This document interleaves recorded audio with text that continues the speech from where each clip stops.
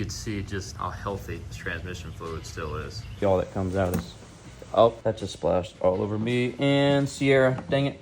Oh, there we go. Hey, what's going on, y'all? So today we're going to be doing what you can probably tell behind me. Old Sierra needs a transmission fluid change. So it's been about 40,000 miles and I've heard her do it every 30 to 40,000. She has a rebuilt transmission, about 152-ish thousand. Now she's at 189. So she's also been doing like some weird, like she's very sluggish. And sometimes, I don't know if it's just the transmission gets up in heat, but whenever she's going from like first to second and third to fourth, there's like a little range in between the shifts where it kind of bogs a little bit. Last time that happened is when my transmission had some pretty dark fluid. I think it's time to change it, so we went ahead and got some fluids here. Got a little pump just to get some of it out from the transmission stick itself, and we got the whole filter, we've got the gasket and everything. I know some of these are reusable, but just in case I got a new one. So yeah, that's what we're gonna be digging in today. And to be completely honest, I've done oil changes ever since I was like 16, so I have no problem with that. It's just like this is brand new. I've never done a transmission fluid change, so I'm a little nervous for that reason, but I mean, what's the point of doing anything for the first time if you ain't trying to be nervous and learn, right? So I mean, we will give it a shot here. She hasn't been started. She's been sitting here all night. She actually sat here all yesterday because I was installing these new Boost Auto M2 steps here, which I have a video posted for you right here. So go check that out if you want to. Really cool steps. Let's go ahead and dig into this. Now you can see it's actually still kind of a royal like purplish, which is really good actually. That means that it's very healthy transmission and transmission fluid. So that's really good. I'm actually astounded by that. As you can see, we've got the Dexron fluid here that it recommends. And I did look at the owner's manual to check that too. I wasn't just gonna believe the stick. Let's dig into it. Now from what I understand, there's a 12-quart capacity of oil in this transmission. And so you can only really get about 4 out of the dipstick and another 4 out of the pan. That's why I picked up 8 quarts of fluid, but we're gonna go ahead and try to get out as much as we can from this dipstick. So we're gonna take a little string here, and we're gonna feed it down.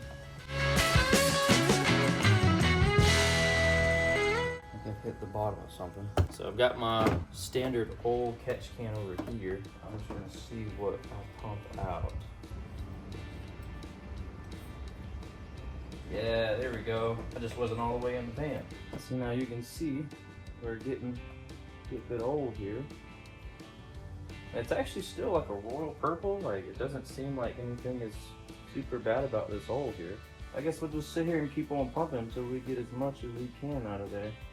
Something I also just figured out, I had this thing kind of just sitting here, right? And now I got some air pockets and like just blasted the transmission fluid everywhere. So I just realized that the tube fits in the oil pan.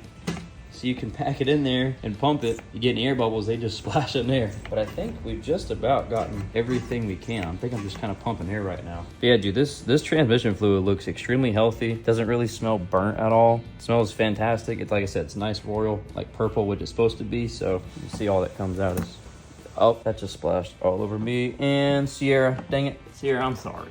My bad. My bad, dude. Pull out everything we need over here. Yeah, this guy. Come on, player. Cool. One more time, so you could see just how healthy this transmission fluid still is. So.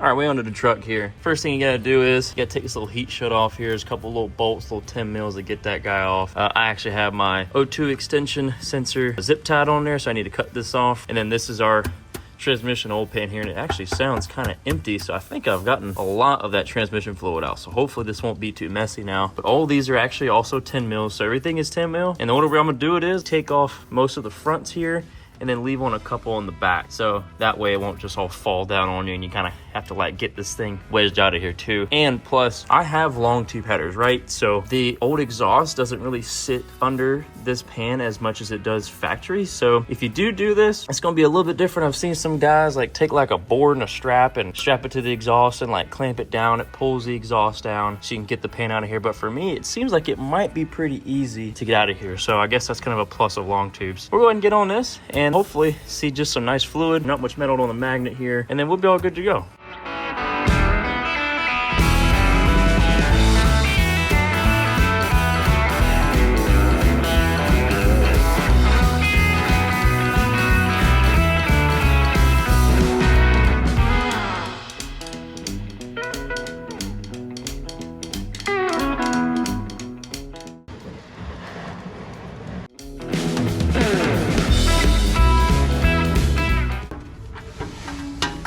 the glove. Wow, so actually like super healthy. Yeah, everything looks super good. Everything looks really clean. Like I said, this thing got rebuilt, so she should be pretty clean. Now, if we come out here and look at the actual fluid itself, doesn't even look burnt, doesn't smell burnt. The magnet here, if we look at it as well, looks to be in really good shape. Just a little bit of particles. That's kind of, you know, it's just like a diff, metal parts running together. So, but other than that, beautiful. I mean, this is a very healthy transmission. We'll just take the rest of this fluid. We sucked out a bunch of it. Get this gasket off first. Wow, look at that. And if we just come take a look. A little bit of particles, but nothing crazy at all, man. That's not bad at all, dude. Bro, I'm just sitting here. I was walking around my truck. Look at this. Look at Cuz. He's like just a living turtle, just chilling. Just watching me work on the truck.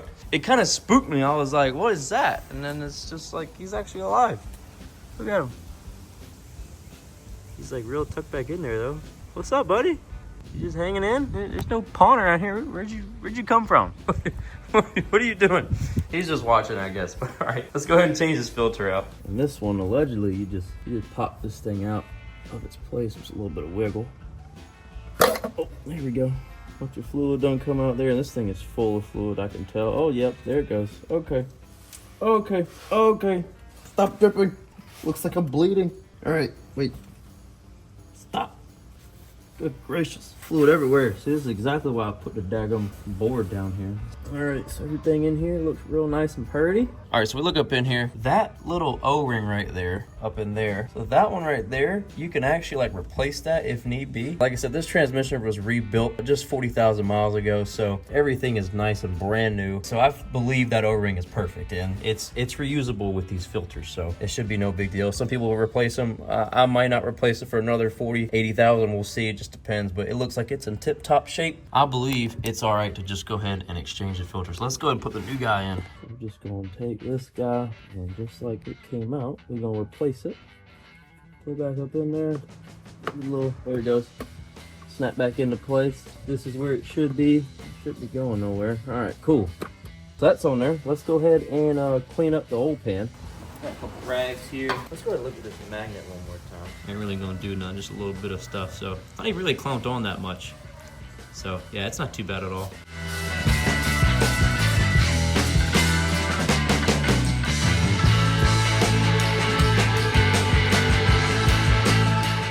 Alright, magnet's done. Go ahead and absorb some of this transmission fluid here.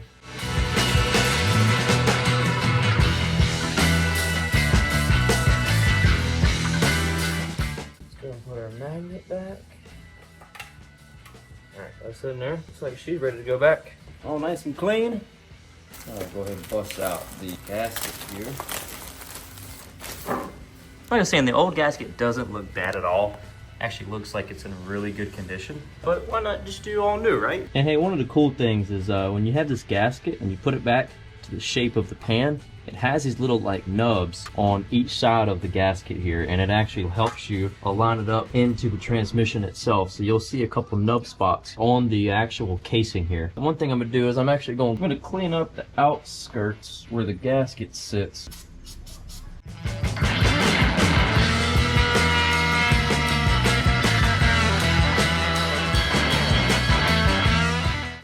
Okay, cool.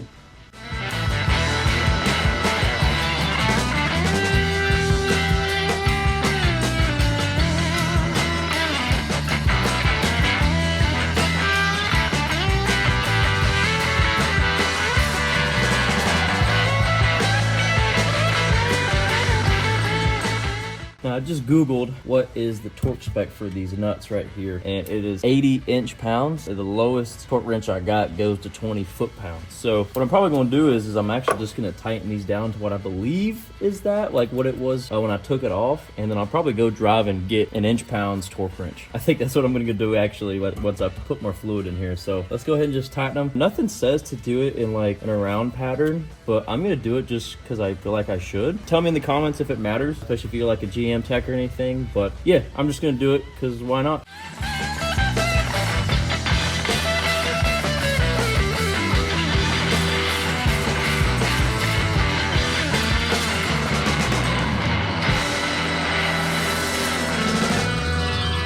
All right, so we got overall roll behind you right now. I'm gonna go ahead and take out the dipstick. Now we're gonna get our little Hobo Freight funnel here. Plug it right in just like that. All right, let's get to work.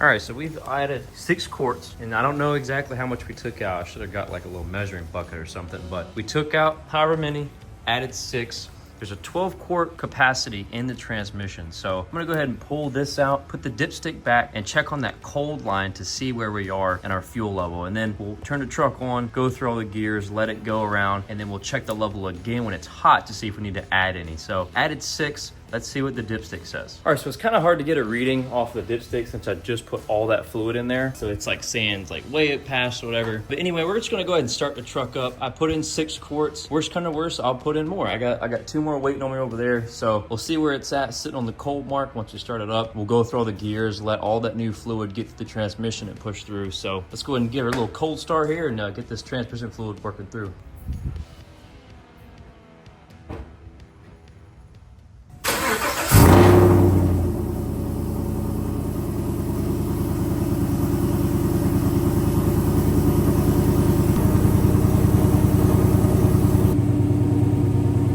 So now we'll go ahead here, put her in reverse.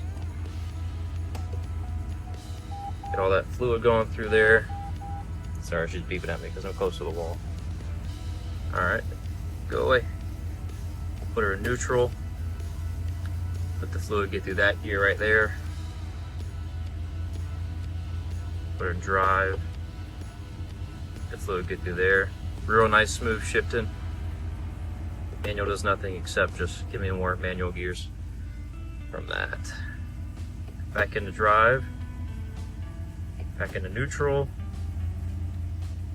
push all the gear fluid through that, reverse, push the fluid in there, and back into park. All right, now let's go check the level.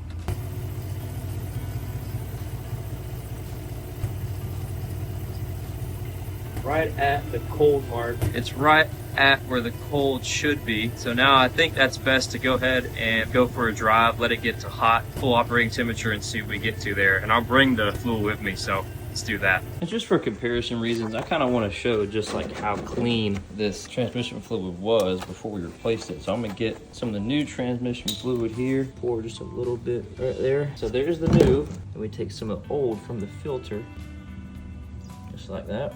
And you can see just the difference. I mean, this is brand spanking new versus what just came out. Really not much of a big difference here. Viscosity feels pretty much the same in both.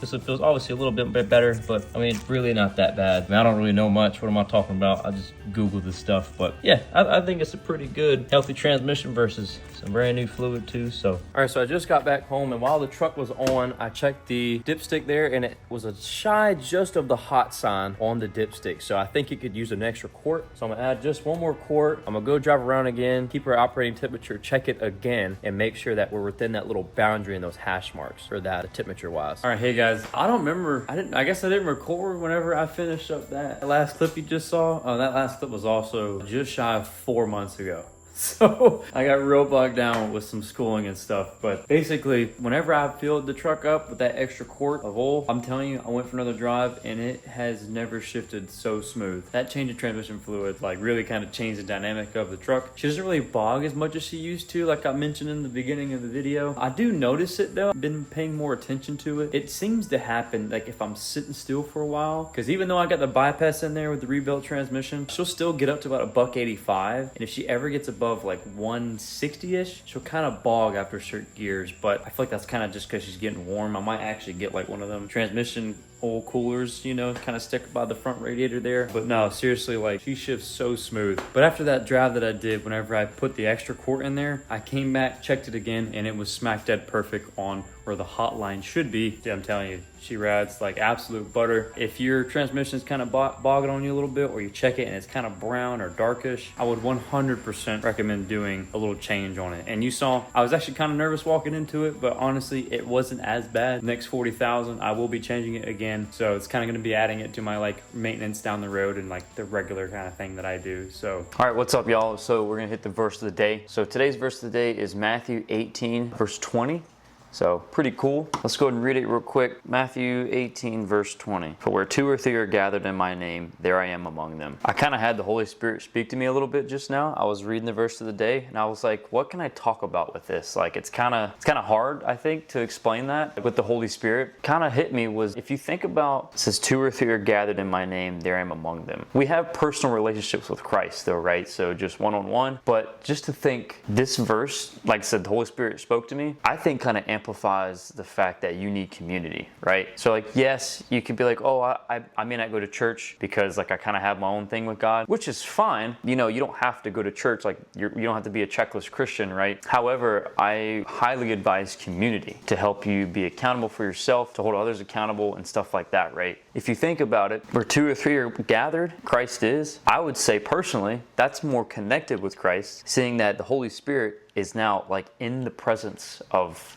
y'all, you know what I mean? But yeah, like I think you'd be more connected with Christ with other people because of the fact that you have community. You can talk about Christ, you can bounce things and thoughts off and try to dig deep into verses and scriptures, right? So kind of a hard verse of the day to talk about, but like I said, I just kind of wanted to amplify how community is insanely important. I'm probably about to be moving here in just a little bit for more training. My thing is like I want to get plugged in immediately. I know from experience that if I'm not plugged in, then I will probably go south a little bit. Like I'll probably start lacking in my readings and like just being obedient to God. You know what I mean? Because I kind of get so caught up in what I have going on, and then I get like separated, and then that's where temptation lives, is in like isolation. So trying to avoid that. Yeah, like I said, verse of the days are pretty cool. They always have different ways to read it. For what 2 or 3 gather in my name, there I am with them. Like, it's kind of cool. So highly suggest you get the Bible app and stick it on your phone. I have it as like a little widget or whatever it's called, where it's like on the screen. So every day out with my phone, I see the verse of the day at the top. And even if you don't really read or you don't know what to read, Bible app's really cool that you can go in there and dig and find you a devotion that might work for you. Do the Bible in 365 kind of deal. So, but that's all I got today for the verse of the day. So back to the video. Hey guys, that is going to wrap up today's video. Hope you learned something here. Like I said, I walked into this project a little intimidated because like I know how complicated transmissions are, and I was like, I don't know what I'm getting myself into, but it turned out to be pretty simple. So that's my advice, man. Just dig into something that makes you uncomfortable. Try to figure out like what you're capable of, and you never know, you might actually cross that mountain on top. So anyway, that is going to wrap it up. Super easy project. She runs like an absolute dream now. Transmission, like I said, still will kind of bog just the tiniest bit when it gets really high in temperatures. Either keep moving or get yourself a little oil cooler, stick it up in the front, all that kind of stuff. That's probably something I'm going to be doing down the road, because if I'm moving to Texas, then it's going to be